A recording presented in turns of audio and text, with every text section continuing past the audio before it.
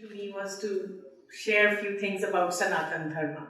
Because if we look at what Pradeep Bhai said earlier, Sri Aurobindo, in that book, The Foundations of Indian Culture, that was the original name of the book, which later is renamed as The Renaissance in India and other essays on Indian culture. The very first thing that strikes anybody who reads that book is the unique way Sri Aurobindo defines culture itself. And he speaks of culture as the expression of consciousness of life, which reveals itself in three important ways. And then he uses the same analogy as how we understand the human experience, the human existence: soul, mind, and body. Soul, mind, and body of the culture. So what is the soul of the culture? The people's highest aspiration, the highest thought that they can reach at, that is what constitutes as the soul of culture. The people's scientific, aesthetic, all kinds of accomplishments that come from the ranges of mind, from mind to the highest ranges of the mind, that is the mind of the culture. And the way people organize their outer life, outer systems of socio-economic, political organization of individual and collective life, that is the body of a culture. So when I was thinking about as to what I would like to speak on, the immediate thing was, why not just speak a little bit about the soul of the culture, the highest that the human collective, the Indian collective people have, arrived at, the psyche, the highest thought. And naturally that is Sanatan Dharma. So what is Sanatan Dharma? Most of us grew up thinking that Sanatan Dharma, or what later came to be known as Hinduism, is not a religion, but a way of life. And Sri Aurobindo, with his characteristic wry sense of humor, at one place writes that yes, it is a way of life, but what kind of a way of life? Which can involve the highest ranges of yoga to murdering your neighbor and taking everything that he owned and say, this is also a way of life. So we have to understand what is this way of life that we understand as Sanatana Dharma.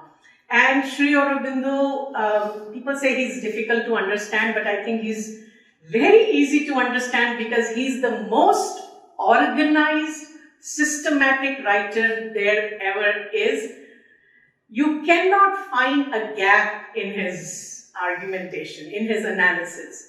So when writing about what is Sanatana Dharma, Sri Aurobindo has given such comprehensive understanding, actually listing 1, 2, 3, 4, 5 points. So I've only collated here few of those fundamentals of Sanatana Dharma in the light of Sri Aurobindo that I will share.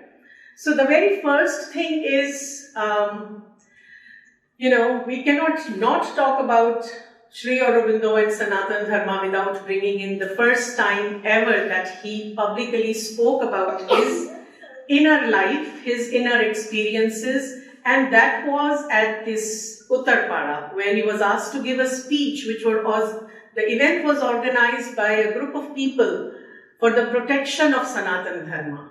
And Sri Aurobindo had some idea what he would like to speak, but obviously when he gets up there, the mother, the Bharat Shakti, has some other ideas and something else comes out. And he says that this is what I have been asked by the divine to speak to you. And that was, in that speech, you find a very important point that he speaks about what is this Sanatana Dharma. So I'll just read few lines from that Uttarpara speech. This is the first in volume 8, which is the Karma Yogin writings, the very first text that we find today. When it is said that India shall rise, it is the Sanatana Dharma that shall rise. When it is said that India shall be great, it is the Sanatana Dharma that shall be great. When it is said that India shall expand and extend herself over the world, it is the Sanatana Dharma that shall expand and extend itself over the world. It is for the Dharma and by the Dharma that India exists. So this is the soul of Bharat, soul of India. Without Sanatan Dharma, there is no India. Without India, there is no Sanatan Dharma. This is also really true. This is why preservation of Indian culture is so important for the future of humanity, because in world's future, humanity's future depends on what is true in Sanatan Dharma. And in the same speech, he goes on to say, what is this Hindu religion? Why is it called Sanatan Dharma? And again, nothing better than his own words. That which we call the Hindu religion is really the eternal religion, because it is the universal religion which embraces all others. No ifs, no buts. Point, straight, frank truth, absolute truth. If a religion is not universal, it cannot be eternal. So, it's not a matter of chauvinistic pride that we call Indian religion as eternal religion, but that is the fundamental truth of any religion. If it has to be eternal, it has to be universal. Any sectarianism, anything that is true today, not true tomorrow, cannot be eternal. Anything that is true for some and not true for others cannot be universal. So there have to be some absolute, eternal, timeless truths that are part of this, what we today know as Sanatana Dharma, or the eternal way, or the eternal religion, which I will, as we go along, hopefully that will come to light. But another important point, which I have not mentioned it here, which is also part of this same Uttarpara speech, is when Sri Aurobindo asks a question, why is it called Hindu religion? Is it because people of this land, the Hindu land, that have preserved it? If it is that alone, it cannot be universal. He says it is called Hindu religion because people in this land were given the special charge to protect it. But it is not confined to or, limited to this land. It is applicable to all. It is universal because it speaks of universal truth. And one of the truths that it speaks of, there are many truths, but one important truth that I am highlighting here is the last sentence there. It is the one religion which does not separate life in any smallest detail from religion. It's not that only you go to your place of worship on this particular day of the week, rest of the week you can go on killing your neighbors or do whatever. Every detail of life has to be done in the religious way. And that is one important characteristic of Sanatana Dharma. Sri Aurobindo lists many. It is one religion which alone has the ability to synthesize all the advancements that are yet to come of science, physical science, material science, and has a way to integrate with the inner life. And it is one religion that has the ability to integrate truths of every other religion, regardless of not whether those other religions will tolerate the process of assimilation. He speaks about that. But Sanatana Dharma itself has the capacity to integrate within everything. So these are again from that Uttarpara speech. Another key characteristic of this Sanatana Dharma that Sri Aurobindo has highlighted in his writings is something called as self-enlarging system of spiritual culture. So religion is not, in this view of Sanatana Dharma in life, is not something separate from culture. Everything that we today know as Indian culture emerged from what was there in Sanatana Dharma, or what is there in Sanatana Dharma, or rather what will be part of the Sanatana Dharma, because there is also an evolving aspect.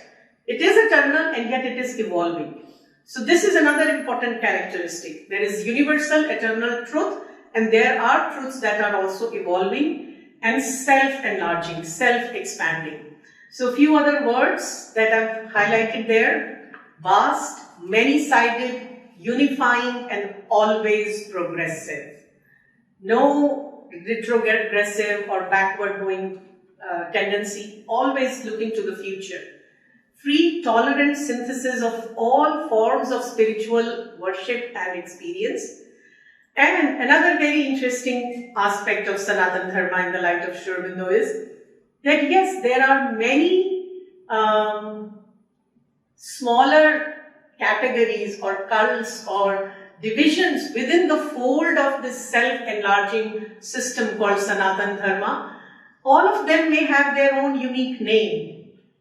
But Sanatana Dharma itself, this self-enlarging system of spiritual culture itself, chose not to give itself any name. There is no name. Hinduism is not the original name. It's an adapted or co-opted name like that. So it remained nameless, formless, universal and infinite. And because it is nameless, formless, universal and infinite, the only name that can be given to it is that it is eternal and it is simply a way. Sanatana Dharma. Dharma is actually literally not religion. The literal translation of dharma is that which holds, which gives a way. So it's an eternal path, eternal way, eternal something that holds the cosmic order together. So dharma is a derivative from the word rit, which means the right cosmic order. That which maintains the right cosmic order in an eternal way is Sanatana Dharma. That way is Sanatana Dharma. So this is another important insight that we get from Sri Aurobindo. And yes, also nameless, formless, universal, infinite, because it had only one seeking. That is the Brahman. What is Brahman? At one place Sri Aurobindo said, India, he could have even used the word Sanatana Dharma there, gave to the world or gave to the humanity that science could not. And then he lists three things. As I said, very systematic writer he is. Brahman for the ultimate goal. Dharma for the only way to live. And yoga as the means towards the goal. Simple three things, but the entire Indian philosophy, entire Indian culture is summarized in one sentence. So, yeah, he's not difficult if we find the right key or if we start to love him. In a very interesting writing, I don't have the right reference here.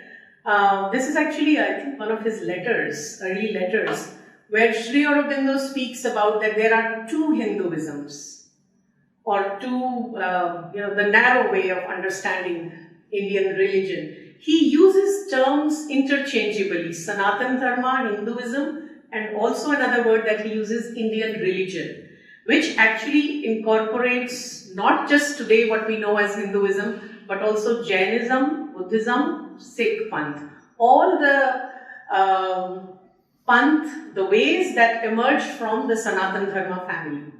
So at one place he speaks about that there are two ways to understand what is today popularly understood as Sanatana Dharma or Hindu religion. One, which is a religion of the kitchen table, and one which tries to seek for God. So, in his words, one which takes its stand on the kitchen and seeks its paradise by cleaning the body. This is the outer religion, only concerned about the purity of what I'm cooking in the kitchen. Has the person been, had gotten the right samskaras to cook in my purified, sanctified, consecrated kitchen? This is the kind of religion that is concerned about, have I purified outwardly my body to be able to cook? Is the woman menstruating or not? Can she cook or not? Those kinds of questions. This, he says, is a very, very narrow version of the Hinduism, which is concerned about what is being cooked, how it is being cooked, how it is being served, with whom I am sitting next, is the person of the right upbringing, right samskaras and things like that, with whom my daughter is going to be married, or all kinds of, kundali matching and all that kind of thing. And then there is another Hinduism which is concerned about seeking God. Beyond the convention of the kitchen table and the cooking pot, it is concerned about the soul. It's a beautiful piece of writing. He speaks a lot in detail about, so the first kind of Hinduism is concerned about, he says, Kriya, Achar and Shastra. So Kriya is, the rituals, the outer, the breathing pattern, this, that, things like that. Shastra, what is there in the scripture. Achar is how to conduct the life. But the deeper Hinduism is concerned about karma, jnana and bhakti. The deeper Hinduism is not saying that, the outer conduct or the outer rituals are not important, but it understands that they're just means on the way. They are not the final thing. So the progression has to be from the lower to the higher. But Sri Aurobindo, being Sri Aurobindo, will not be satisfied even with this distinction. He said even the higher version can be understood in two ways. There again, one is more concerned about one aspect of the divine. My Ishta Devata, my Guru, my chosen path is the best. Others I will accommodate because I am Hindu. Or I will accept because I am Hindu. He says that's not, again, the final thing. That's a very narrow experience. The ultimate soul's experience is where within my own Guru, within my own Ishta Devata, within my own chosen path, my soul finds a way to assimilate every other Guru, every other path.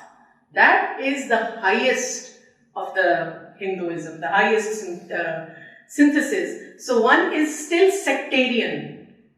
Shiva, not Vishnu. Ram, not Krishna. Arey Baba, from Ram, you have to evolve to Krishna. That is how the truth of Sanatan Dharma is. You cannot stay stuck with Ram Bhakti because eventually Ram itself will take you to Krishna's Bhakti. That is how the experience of a lot of people takes you. Parshuram himself withdrew into the background when he realizes Ram is on the scene. That's how our journey has been. So again, he talks beautifully about this. Within the higher Hinduism, there can be sectarianism. My path, my Guru is the only Guru. Still not satisfied. Still we have to go deeper. What is truly the essence? After all this analysis, Sri Aurobindo still goes on to talk about some essential fundamentals of Sanatan Dharma. So a lot of people say Hinduism or Sanatan Dharma is the only religion which cannot be fundamentalist in nature. And when I came across first time this particular passage of Sri Aurobindo where he describes he uses the word fundamentals of Sanatan Dharma, and I said if we can all follow this fundamentals, I will be, proudly say I am a fundamentalist Sanatani. If we can actually live through these principles, live through these fundamentals. So there he describes Sanatan Dharma as an immense, many-sided, many-staged, open framework. And this is the key for spiritual self-building and self-finding. These are the two goals that Sanatan Dharma puts in front of us. Self-building and self-finding. Who we are or what we are, and how do we build our lower self to eventually arrive at the highest self possible. And I was thinking this morning which picture to go with this, and I don't know, this made a lot of sense to me.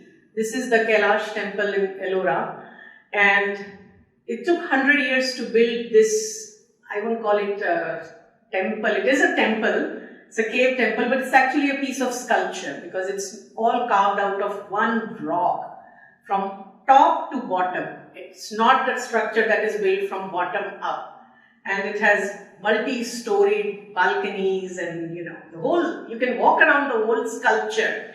So it is many-sided, many-staged, open framework. Walking through Kailash Nath Cave Temple is like walking through the ins and outs of Sanatan Dharma. That's how I felt this morning. So what are the three fundamentals that Sri Aurobindo speaks of? Very simple. One existence, many names. From the Veda itself, Ekam Sat Vipra Bahuda Vadanti. Whether it is Agni, whether it is Yama, whether it is Matrishman, Varun, Mitra, whichever deity, from the Vedic deities to the Puranic deities of Vishnu, Shiva, Rudra, Brahma, or the Shaktis. Many names, one Sat, one existence. This is the first fundamental of Sanatana Dharma.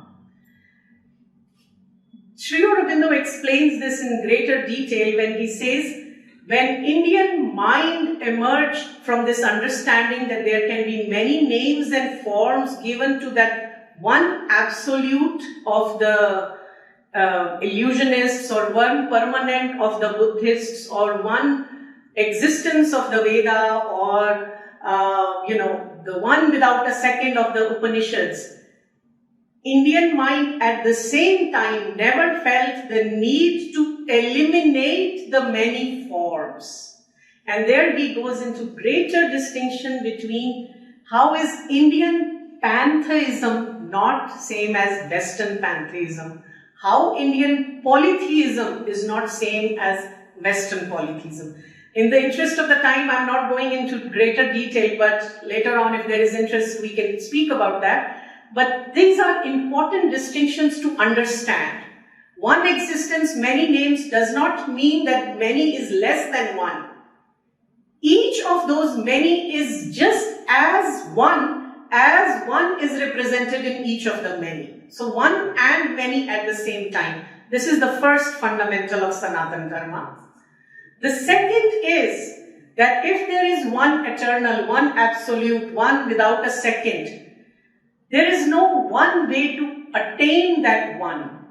There are as many ways as number of people in this room or number of people on this planet.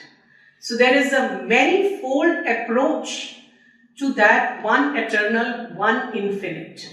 Whether it is through science, through art, through dance, through music, through cooking, through whatever way you want to attain that one, you have the freedom to do it, as long as you are able to do it with a certain attitude and with a certain goal in mind, which is self-finding and self-willing of the individual.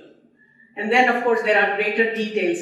But the psychological truth that this particular fundamental is built upon, this idea, is that each individual is different temperamentally, and depending on one's swabhava and one's stage of inner evolution, that freedom has to be given.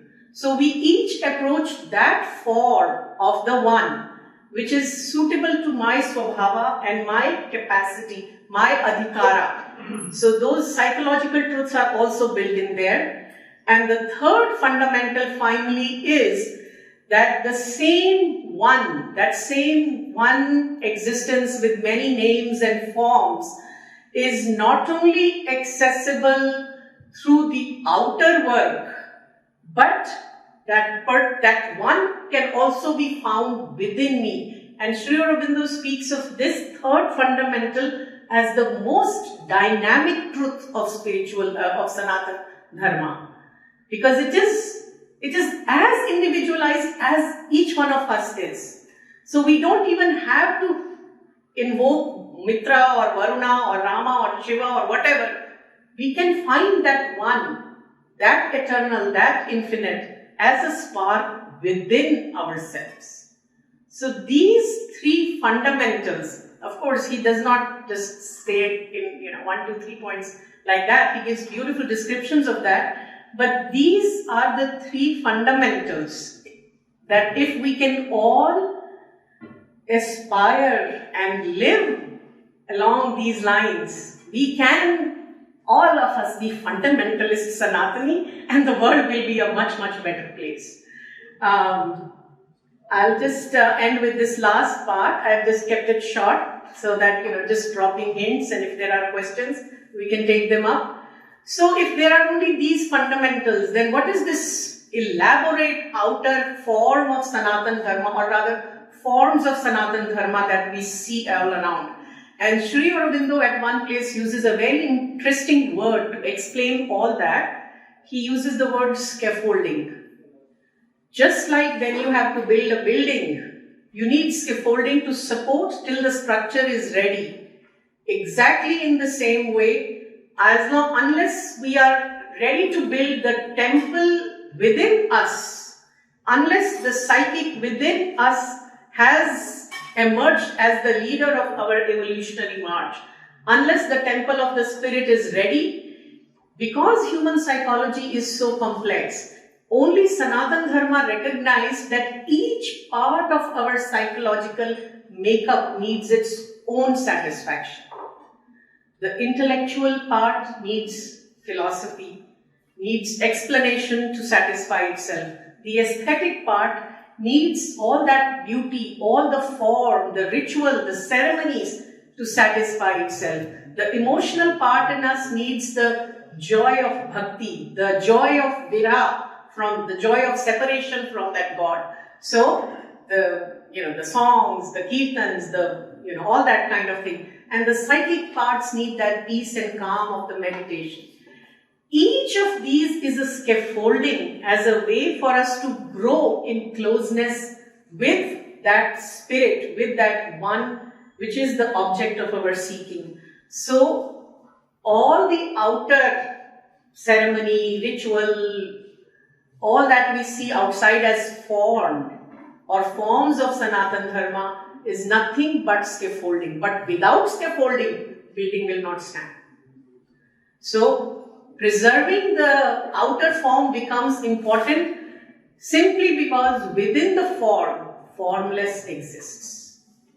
And there's a beautiful poem of Sri Aurobindo where, just titled Form, which is the perfect explanation of the why Murti Puja.